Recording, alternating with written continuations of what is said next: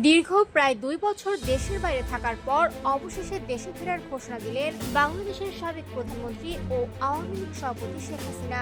ভারতের সংবাদ মাধ্যম এনডিটিভিকে দেওয়া এক ইমেল সাক্ষাৎকারে তিনি জানান, সব ধরনের রাজনৈতিক প্রতিকূলতা, ষড়যন্ত্র এবং আইনি বাধা উপেক্ষা করেই চলতি বছরের মধ্যে বাংলাদেশে ফিরবেন। শেখ হাসিনার ভাষায়, দেশে ফেরা তার ব্যক্তিগত কোনো উচ্চাকাঙ্ক্ষা নয়, বরং এটি বাংলাদেশের জনগণের গণতান্ত্রিক অধিকার, আইনের শাসন এবং মুক্তিযুদ্ধের চেতনা পুনঃপ্রতিষ্ঠার লড়াইয়ের অংশ।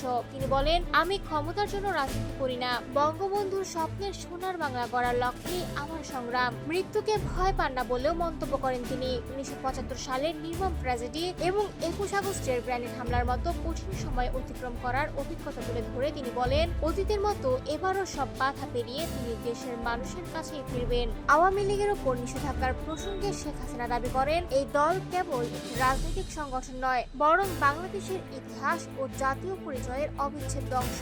তার মতে, নানা সংকটের মুখোমুখি হলেও জনগণের শক্তিতেই বারবার ঘুরে দাঁড়িয়েছে আওয়ামী লীগ। বর্তমান রাজনৈতিক পরিস্থিতি নিয়ে উদ্বেগ প্রকাশ করে তিনি অভিযোগ করেন, 5 আগস্টের পর দেশের জাতীয়তাবাদ, গণতন্ত্র ও ধর্মনিরপেক্ষতার ভিত্তি দুর্বল হয়েছে। একই সঙ্গে বিএনপি বা অন্য কোনো রাজনৈতিক শক্তির সঙ্গে গোপন সমঝোতার গুঞ্জনও সম্পূর্ণভাবে নাকচ করে দেন তিনি।